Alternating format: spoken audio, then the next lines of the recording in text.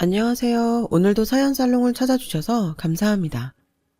저는 다문화 문화원에서 아이들에게 다문화 관련 교육을 하는 여성이에요. 제 남편은 인도 혼혈이에요.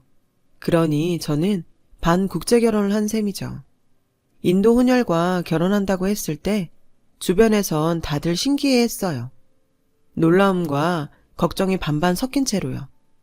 주위 사람들 대부분이 인도에 대해서 긍정적인 이미지보다는 부정적인 이미지를 더 많이 가지고 있더라고요. 하지만 오히려 당사자인 저는 그런 걱정이 없었어요.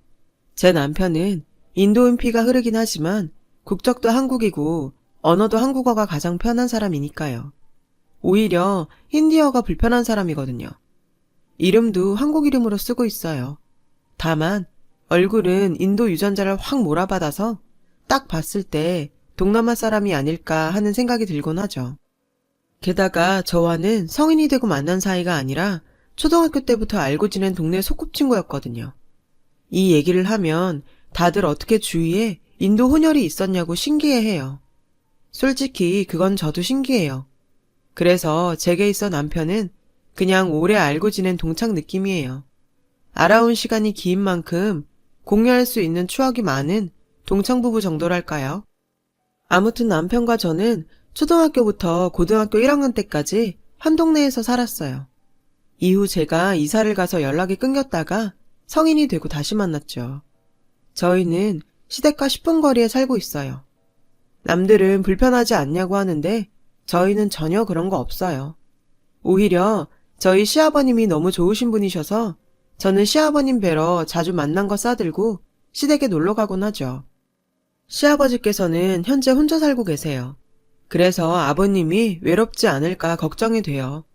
아버님은 아직 일도 하고 있어서 괜찮다고 하시지만 제 마음은 그렇지가 않아요.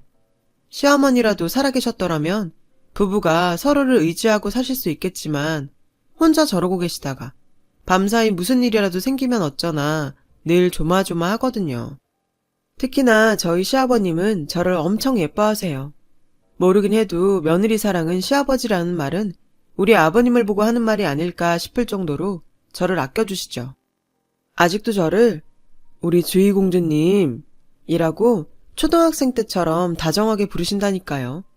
그러니 저 역시 아버님을 더 챙겨드리고 싶은 마음이 간절한 거고요. 그런 저희 아버님 인생은 한마디로 가시밭 인생이었어요. 한평생을 샐러리맨으로 사시면서 홀로 제 남편을 키우셨죠. 당신 인생을 온통 자식한테 바친 거나 다름없어요. 생각해보면 우리 아버님 인생이 참 드라마틱한 것 같아요. 아버님뿐만 아니라 아버님과 어머님의 만남부터 시작해 제 남편의 일생까지 어느 하나 평범한 게 없어요. 제가 남편을 처음 만난 건 초등학교 1학년 때였어요. 다들 긴장 반 설렘 반으로 교실에 들어갔더랬죠. 그런 저희 반 분위기를 확 바꿔버린 아이가 바로 제 남편이에요. 보통 아이들이 교실에 앉아있을 때 뒷문으로 한 명씩 들어올 때마다 돌아보잖아요. 그날이 딱 그랬어요. 한 아이가 뒷문을 열고 들어오자 조용하던 교실이 난리가 났어요. 진한 피부색에 누가 봐도 외국인이 분명한 아이가 교실로 들어오자 교실 안이 웅성거리기 시작했어요. 대면대면 하던 아이들은 남다른 아이의 등장에 얼굴을 맞대고 수군거렸죠. 아이는 그런 시선이 익숙한 것 같았어요. 이내 주위 눈치를 보면서 시선을 땅으로 떨어뜨리고는 뒤쪽 구석자리에 가서 앉더군요. 자신의 튀는 외모를 감추고 싶어 하는 것 같았어요. 그날 이후 본격적으로 학교 생활이 시작되었고 그 아이는 반 아이들에게 있어서는 암묵적으로 피해야 할 존재가 돼버렸어요. 외모만 그럴 뿐 멀쩡히 한국말도 잘하는 아이였는데도요. 반 아이들은 그저 생김새가 우리와 다르다는 이유로 그 아이를 피했고 더 나아가서는 아이를 놀리고 따돌리기까지 했어요. 심지어 책상에 깜둥이, 너네 나라로 돌아가 라고 써놓는 남자애도 있었고 여자애들은 그 아이와 짝이 되면 울기도 했고요. 선생님은 난감해하시면서 결국 짝을 바꿔주시곤 했죠. 그때 저는 그 아이와 가까워지게 되었어요. 저는 사실 아이의 외모에 크게 놀라지 않았어요. 이모가 이탈리아 사람과 결혼을 하신 탓이었죠. 평소 이모부랑 친하게 지내다 보니 외국인에 대한 이질감이 없었으니까요. 그 아이의 바뀐 짝은 바로 저였어요. 만들기 시간이었는데 저는 그 아이한테 스스럼 없이 대했죠. 내가 여기 만들 테니까 네가 이쪽을 만들래? 그랬더니 그 아이가 흠칫 놀라더라고요. 그러더니 이내 알겠다고 하더군요. 그날 우리는 수업 시간 안에 작품을 끝내지 못했고 선생님은 각자 집에서 완성해오라고 하셨어요.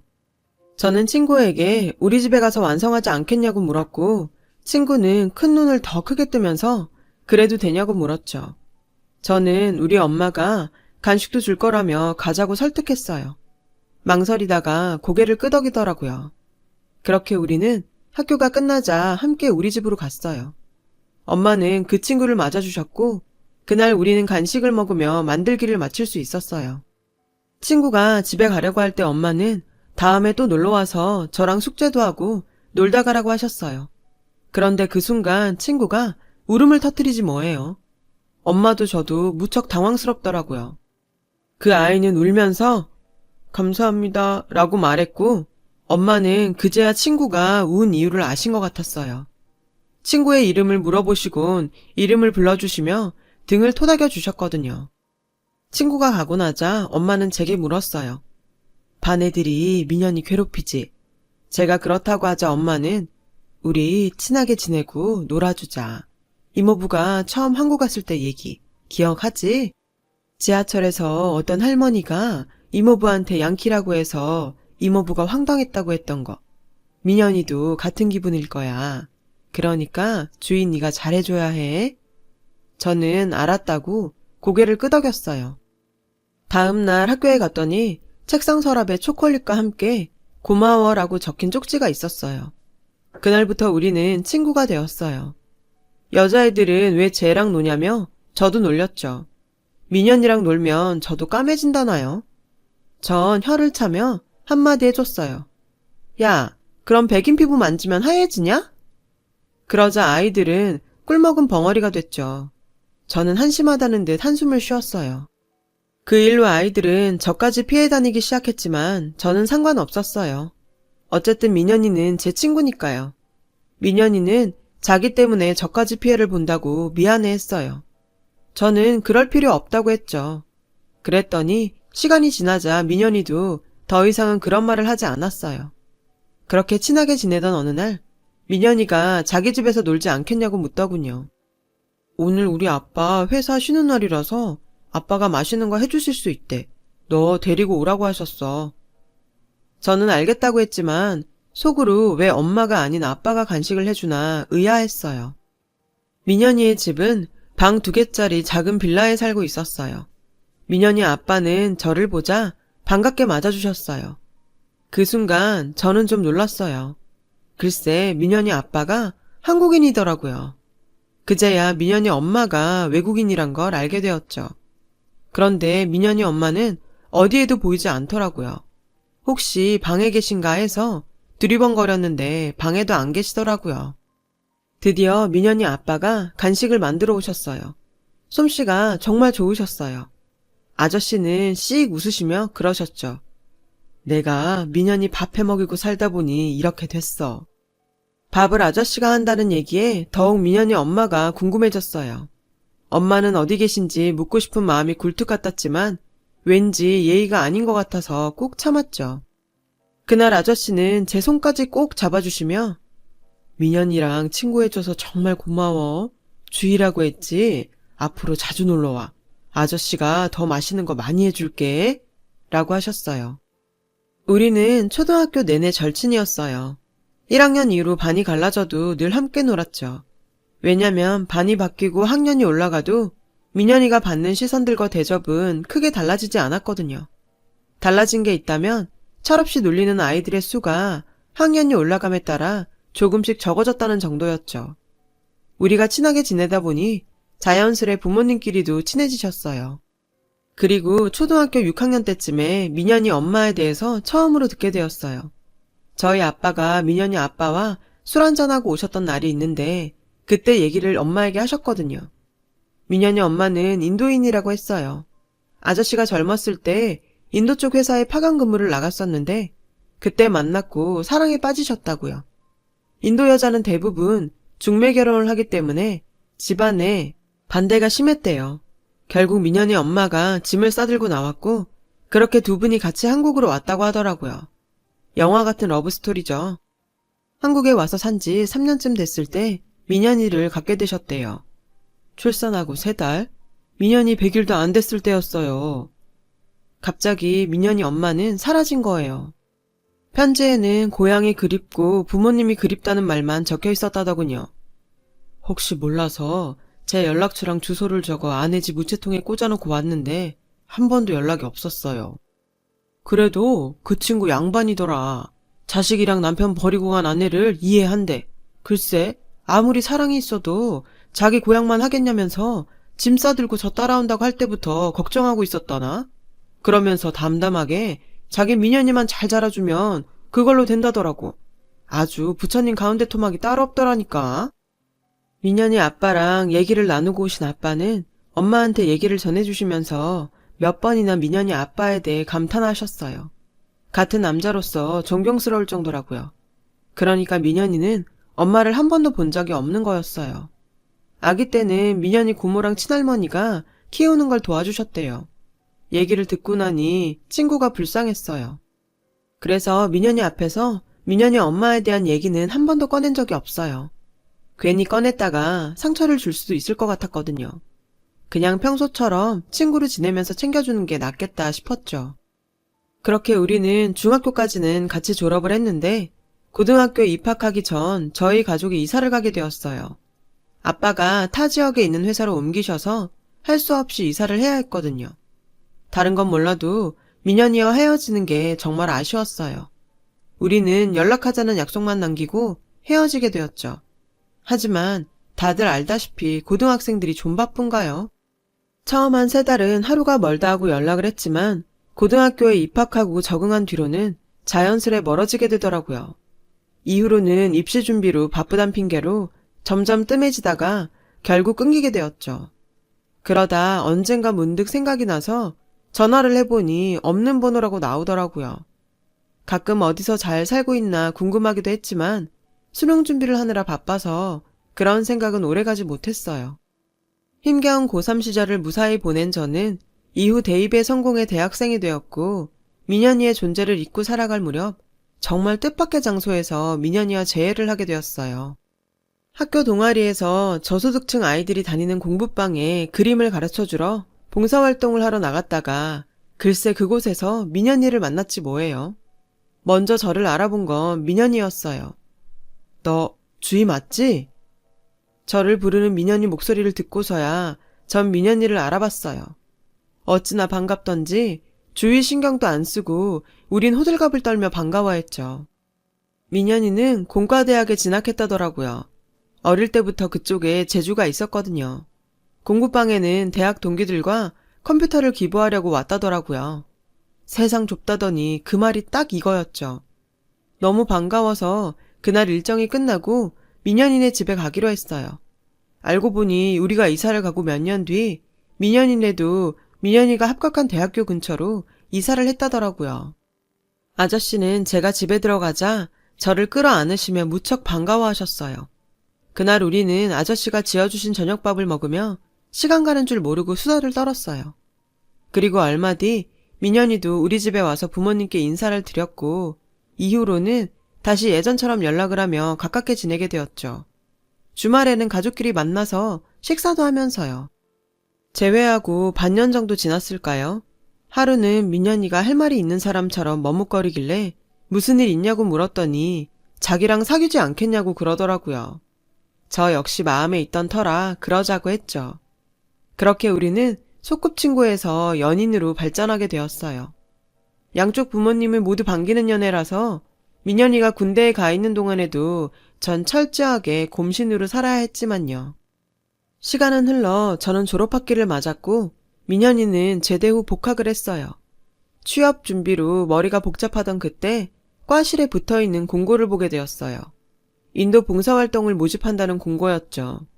인도는 민현이 어머니의 고향이었기에 왠지 가깝게 느껴지더라고요. 그때는 그냥 지나쳤는데 집에 들어와 잠자리에 들렸는데 그 모집글이 머리에서 지워지지가 않더라고요. 그래서 취업 준비는 제쳐두고 봉사활동을 신청했는데 덜컥 붙었지 뭐예요. 그래서 3주 동안 인도로 봉사활동을 가게 되었어요. 저와 동기들이 가게 된 곳은 인도 뭄바이에 있는 한 병원이었어요. 우리는 주로 환자들 곁을 지키면서 간호도하고 시트를 갈거나 거동이 불편한 환자들의 손과 발이 되어주는 일을 주로 했어요. 말벗도 되어드리고 싶었지만 우리는 힌디어를 할 줄 몰랐고 환자들은 영어를 거의 못했기 때문에 그러지는 못했죠. 다들 궁핍한 생활을 하는 사람들이라 부양가족들은 하루 종일 일을 해야 해서 환자 옆을 지키는 보호자는 거의 없었죠.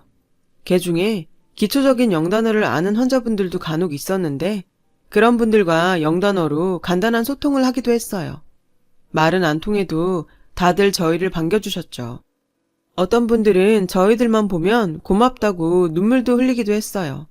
그럴 때마다 그분들께 큰 도움이 되지 못하는 처지라 괜히 죄송하고 마음이 짠하기도 했고요. 그곳에서 제가 유독 마음이 갔던 환자분이 있었는데 창가 자리에 계신 아주머니였죠. 그 아주머니는 신장이 안 좋으시다고 하더라고요. 그 아주머니는 그나마 다른 분들에 비해 영어 소통이 되는 분이어서 간단한 영어로 대화를 나눌 기회가 많았어요. 아주머니는 저를 볼 때마다 늘 온화하고 잔잔한 미소를 지어주셨어요. 다른 환자분들은 저녁 때가 되면 일을 마친 보호자들이 찾아와서 같이 저녁도 먹고 의사 선생님한테 몸 상태도 전해 듣곤 했거든요. 그런데 아주머니는 찾아오는 사람 하나 없이 늘 혼자였어요. 한 번은 마음에 걸려서 간호사한테 물어봤더니 자기도 잘은 모르겠는데 소문에 남편한테 버림받았다는 얘기가 있다고 하더라고요.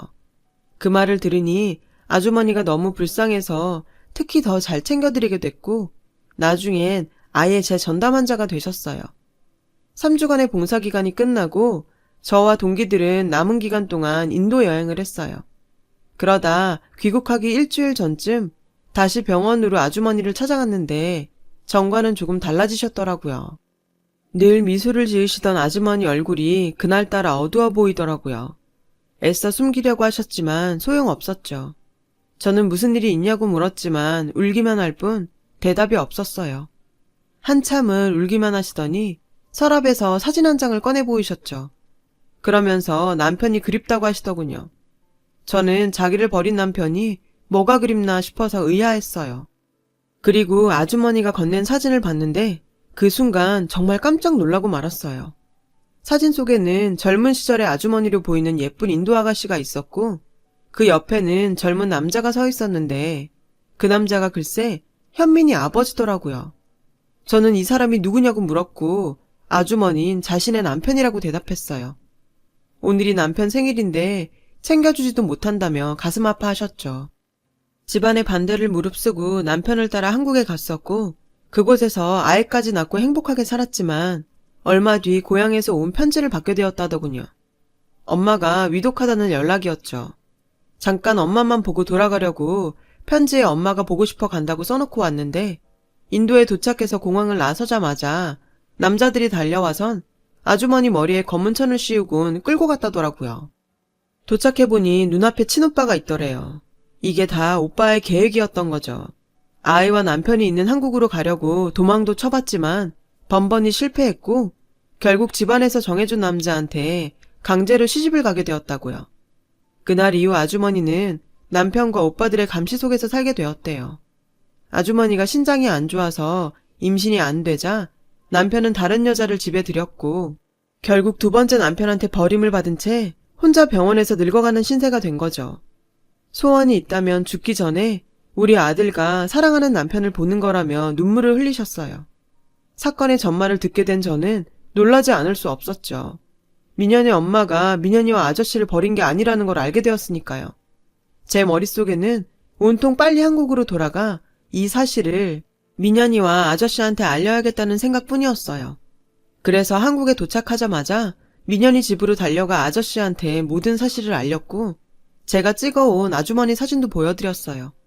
사진을 보자마자 아저씨의 눈이 떨리기 시작했고 이내 눈물이 떨어졌어요. 그리고는 이내 고개를 푹 숙이시더니 한참 동안 서럽게 우시더군요. 그랬구나. 역시 그랬어. 실화는 자식을 버릴 만큼 나쁜 사람이 아닐 거라고 믿었는데. 아저씨는 고맙다며 몇 번이나 고개를 숙이셨어요. 그날 저녁 엄마 소식을 들은 민현이는 엄마가 자신을 버렸다고 생각해서 평생 미워했었다며 처음으로 엄마에 대한 속내를 드러냈어요. 그리고는 아저씨를 부둥켜 안고 펑펑 울었죠. 얼마 뒤 저는 아저씨와 민현이를 데리고 인도로 향했어요. 두 부자는 만감이 교차하는지 내내 굳은 얼굴이었어요. 뭄바이 공항에 도착한 우리는 바로 병원으로 향했어요. 병실에 들어서자 아주머니는 절 보고 반갑게 웃으셨고 뒤따라 현민이와 아저씨가 들어서자 말도 못한 채 눈물만 흘리셨죠. 그리고는 서툰 한국어로 통철씨 라고 아저씨 이름을 부르셨어요. 아저씨는 울먹거리며 아주머니한테 다가가서 늦어서 미안하다며 아주머니를 끌어안고 아이처럼 엉엉 우셨어요. 그리고는 민현이를 불렀죠. 민현이는 눈물이 그렁한 채 머뭇거리다 아주머니 품으로 달려가 안겼어요. 아주머니는 민현이를 덥석 끌어안고는 서툰 한국말로 미안해, 미안해를 연발하셨죠. 민현이는 난생 처음 엄마를 부르며 펑펑 울었어요. 그날 병원에서 민현이 가족은 완전히 슈퍼스타였어요. 그리고 저는 본의 아니게 칭찬 세례를 받았죠. 간호사들은 저를 향해 엔젤이라며 엄지손가락을 치켜 세웠어요. 아주머니는 저랑 민현이가 사귄다는 얘기를 들으시고는 정말 기뻐하셨어요. 둘이 꼭 결혼하라고 하시면서요. 그렇게 우리는 인도에서 보름 정도를 보냈어요. 인도를 떠나오던 날 아저씨와 민현이는 아주머니 앞에서 한참을 울었어요. 곧 돌아올 거라며 몸 건강히 잘 지내고 있으라고 몇 번이나 신신당부를 했어요. 아주머니는 고개를 까닥거리며 인도식으로 알겠다고 대답을 하셨죠. 한국으로 돌아오고 나서도 아저씨와 민현이는 아픈 아주머니를 보기 위해 수도 없이 인도를 드나들었어요. 아저씨는 직장 때문에 길게 휴가를 낼 수 없어서 민현이와 번갈아 출국을 하셨죠. 그 사이 저는 졸업을 했고 취직을 하게 되었어요. 민현이는 남은학기를 마치느라 여념이 없었고 방학 중에는 어머님을 만나러 인도로 향하곤 했죠. 그렇게 시간은 흘러 민현이도 졸업을 하게 되었고 취업도 하게 되었어요. 민현이 취업이 확정되자 우리는 결혼 날짜를 잡았어요. 아주머니의 병세가 악화돼서 식을 서둘러야 했거든요. 하지만 아주머니는 우리 결혼을 한 달여 앞두고 돌아가시고 말았어요. 유골은 어렵게 한국으로 모셔왔고 납골당에 안치했어요. 오랜 이별에 비해 너무도 짧은 만남이었기에 모두들 가슴 아파했죠. 주희 덕분에 그래도 이 사람 마지막이 행복했을 거야. 주희야, 정말 고맙다. 납골당에서 돌아오던 날 아저씨는 제 손을 꼭 잡고 몇 번이나 고맙다는 말을 하셨어요. 그리고 며칠 뒤 집으로 저를 불러 가방 하나를 주시더군요. 그 안에는 아주머니께서 제게 남긴 선물이 들어있었어요. 인도 전통 훌레복과 아주머니가 쓰시던 보석과 장신구였죠. 시라가 주는 결혼 선물이야. 네가 받아주었으면 좋겠다. 저는 그것들을 보는데 눈물이 왈칵 쏟아졌어요. 민현이는 그런 저를 달래며 그러더군요. 비록 짧았지만 엄마와 보낸 시간은 내 인생의 가장 소중한 순간으로 기억될 거야. 모든 게 네 덕분이야. 고마워. 엄마가 원한 대로 우리 행복하게 살자. 그리고 아주머니의 바람은 정말 이루어졌어요. 우리 부부는 세상 그 누구보다 행복한 시간을 보내고 있으니까요. 사랑하는 남편과 며느리밖에 모르는 시아버지. 제게는 누구보다 든든한 두 남자가 있으니 아무 걱정 없거든요. 앞으로도 지금의 이 마음 변치 않고 살아갈 거예요. 하늘에서 내려다보실 시어머니를 위해서라도요. 제 긴 사연을 들어주셔서 감사드려요. 여러분의 가정도 평안하시길 바래요. 여러분, 사연 댓글에 응원과 현명한 조언 부탁드려요. 좋아요와 구독은 저에게 큰 힘이 됩니다. 오늘도 좋은 일 가득하세요.